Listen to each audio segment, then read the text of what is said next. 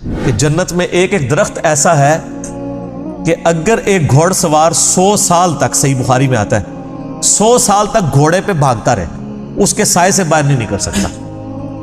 یہ جناب سائز ہے ایک درخت کا، سر ایک درخت کا، تو کائنات پھر کتنی بڑی ہے۔ بخاری مسلم میں آتا ہے جو سب سے آخر میں جنت میں جائے گا نا دوزخ سے نکال کے، وہ سب سے ادنا درجے کا جنتی ہوگا، لاکھوں کروڑوں سال دوزخ میں جلے گا، جب اس کے سارے گناہ دھل جائیں گے دوزخ کے عذاب کے عوض، اور بس اس کے پلے صرف یہ نیکی ہوگی، اس نے زندگی میں ایک دفعہ لا الہ الا اللہ کہا ہوگا، بس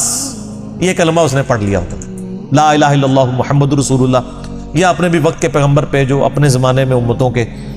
تھے ان پہ ایمان لائے ہوں گے۔ تو جیسے ہی اس کو بخاری مسلم کے الفاظ ہیں دوزخ سے نکالا جائے گا، اللہ تعالیٰ فرمائے گا ہاں بھائی تیرے لیے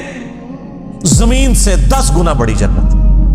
تو کہے گا یا اللہ تو خدا ہو کے میرے ساتھ مذاق کرتا ہے۔ تو بخاری مسلم کے الفاظ ہیں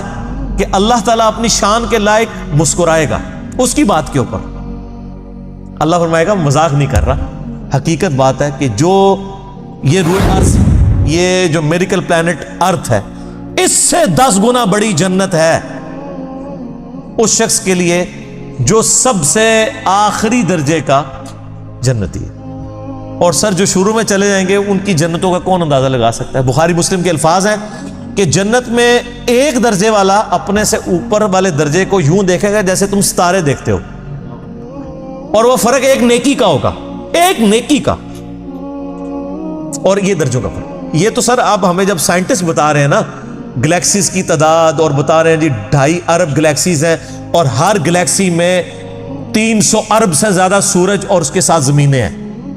تو یہ اللہ نے پورا انتظام کیا ہوا سر۔ اس وقت بھی جتنی کائنات ڈسکور ہو چکی ہے نا، اگر یہی جنتیوں میں بانٹ دی جائے نا تو یہ بھی اس سے بڑی ہے۔ اللہ نے تو کیا کچھ پیدا کر دیا، اسی لیے قرآن حکیم میں آتا ہے نا کہ تمہارے رب کے لشکروں کو کوئی نہیں جانتا اس کے سوا۔ ہم تو یعنی مخلوقات کا احاطہ کر ہی نہیں سکتے جو کچھ اللہ نے پیدا فرما دیا۔ ہر میوے کی 2 قسمیں ہوں گی، اور دونوں باغوں کا پھل نیچا جھکا ہوگا۔ یہ نہیں ہے کہ جناب آپ وہ درخت اتنے بڑے بڑے ہیں تو جناب آپ کو کوئی سیڑھی لگا کے یا کسی ڈرون میں بیٹھ کے جانا پڑے، نہیں، ٹہنی لٹک رہی ہوں گی، بلکہ اشارہ کریں گے تو ٹہنی اپنے پاس آ جائے گی، اور آپ اس کو پھل کو توڑ کے کھائیں گے،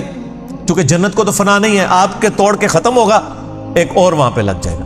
جنت میں کوئی چیز ختم نہیں ہونی سر، جتنا مرضی کھاؤ پیو، ختم کوئی چیز نہیں ہونی، جو آپ کھائیں گے نا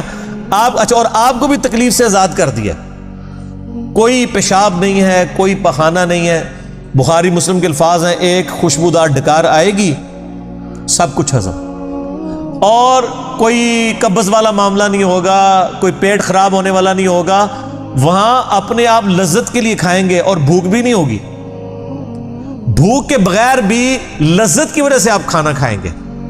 اور لذت کی وجہ سے آپ جتنا مرضی، یہاں پہ بھی لوگ بھوک کے بغیر لذت کے لیے کتنا کچھ کھا جاتے ہیں، کہتے ہیں میں تو ہنے کھانا کھا کے آیا تے رکھو تو پھر 2 پلیٹیں کھا جاتے ہیں،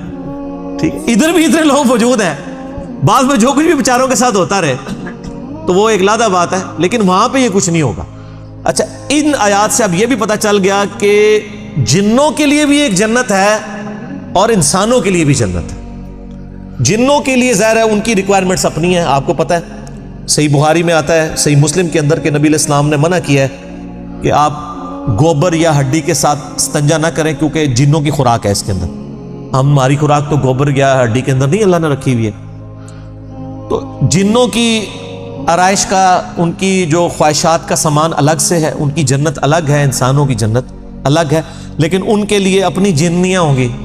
تواڈے سے تواڈیاں جنیاں ہوں گی، ٹھیک ہے، وہاں لیکن جنیاں نہیں ہوں گی، وہاں پہ بڑی شریف قسم کی بیویاں ہوں گی۔ جی بخاری میں آتا ہے کہ وہ یعنی ایسی ٹرانسپیرنٹ حوریں ہوں گی کہ ان کی جو پنڈلیاں ہیں، پنڈلیوں کے پیچھے ہڈیوں میں جو گودا ہے نا وہ بھی ٹرانسپیرنٹ نظر آ رہا ہوگا۔ یہاں پہ تو خیر ان چیزوں میں شاید کوئی اتنی اٹریکشن نہ ہو کہ کوئی شیشے کی کوئی حور بن کے سامنے آ جائے، وہاں کی ریکوائرمنٹس ڈیفرنٹ ہیں، وہاں کے لیے وہاں جا کے پتہ چلے گا۔